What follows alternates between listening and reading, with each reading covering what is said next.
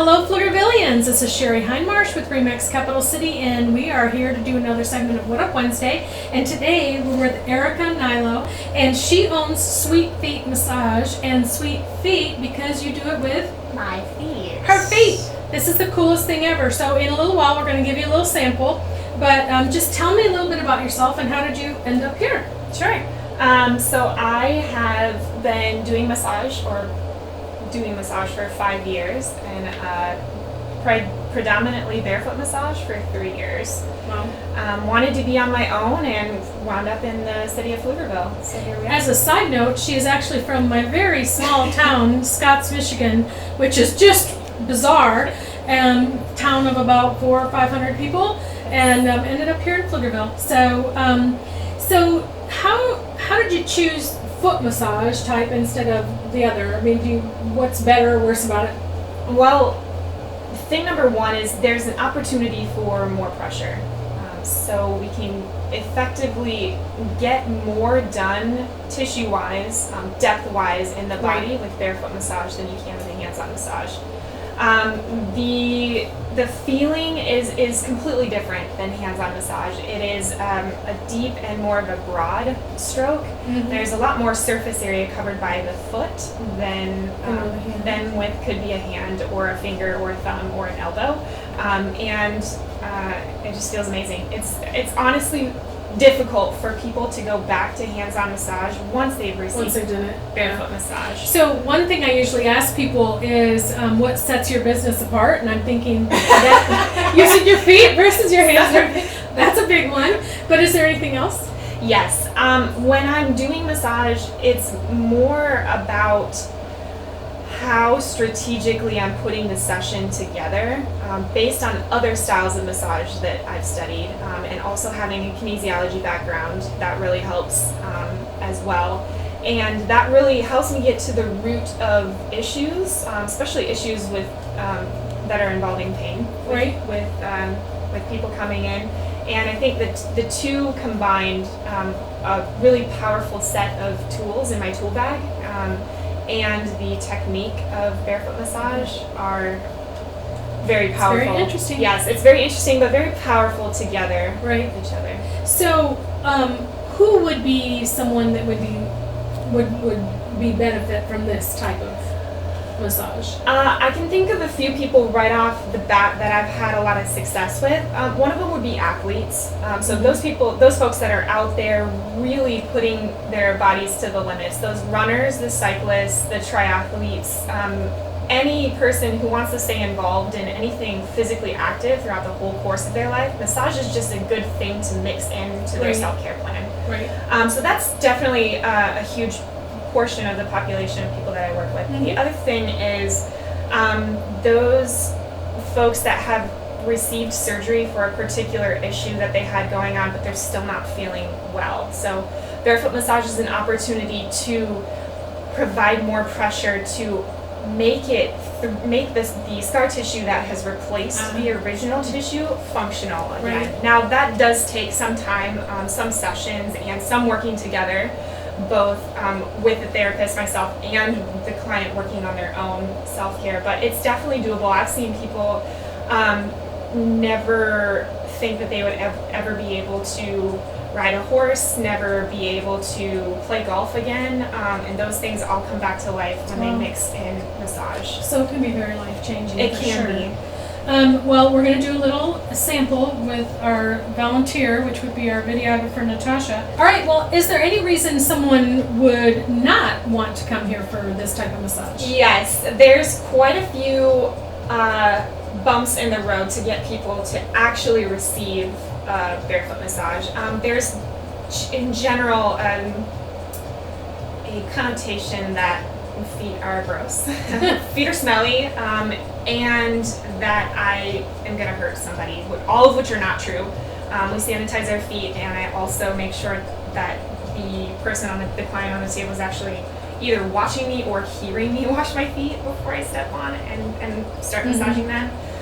And the fact that communication is so important, not only just in massage, but barefoot massage specifically, because I'm up here and they're down here, and if they can't tell me what's going on, Right. it's really easy to overpower someone. That's not the purpose. Right. So there's an opportunity for more pressure, but there's not a necessity. I'm not actually looking to step a hole through the tissue.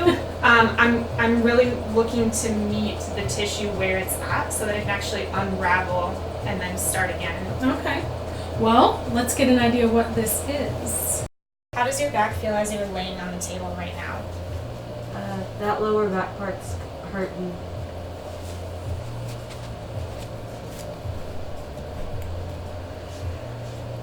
So then I'm going to have you place this towel right on your lower abdomen. So it's like starting at your belly button, down towards your hips.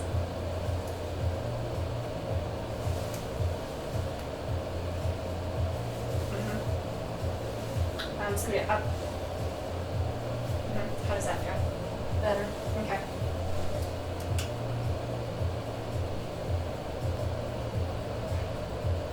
So on a scale of 1 to 10, 10 being like outrageously heavy pressure, what does this feel like?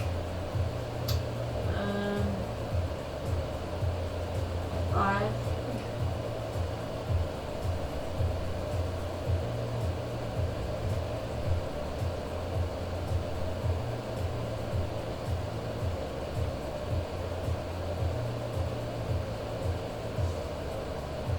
Did that change anything? Like number wise? Mm-hmm. Yeah, it's like a 8. Okay. So all I did there was take my grounded foot off, and that allowed me to press more weight without actually pressing more weight. So I let go of more weight into her body to go from a 5 to an 8. So that's the beauty behind barefoot massage right there. That's amazing. So it can be really broad with the whole surface of the foot, or you can do more specific things like getting right up next to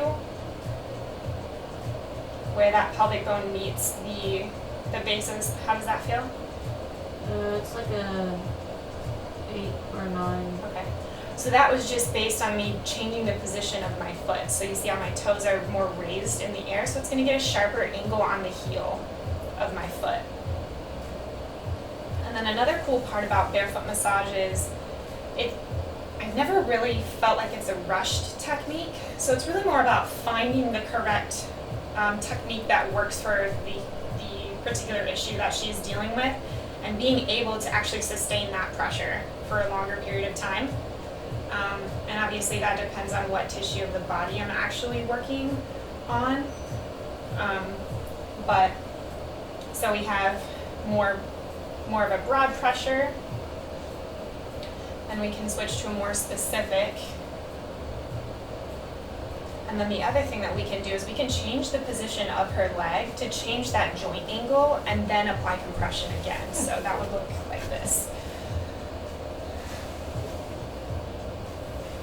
So this leg is going to come out to the side and the whole shin's going to come down to the table. So I changed the joint angle of her hip.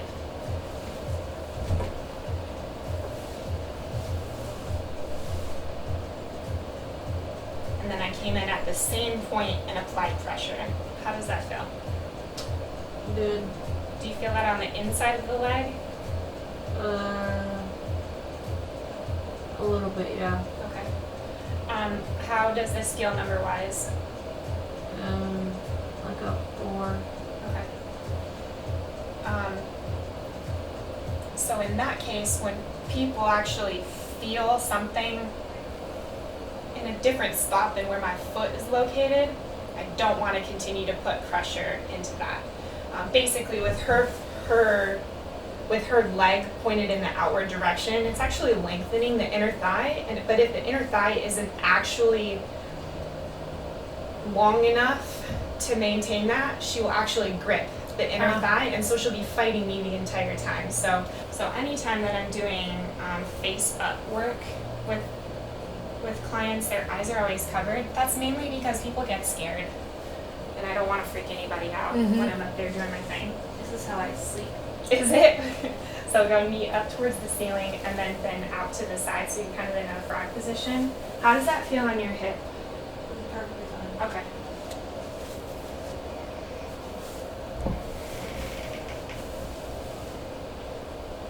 So if for whatever reason her leg didn't feel fine in this position, I would go in with support of the towels underneath her leg so that she could actually release in the hip.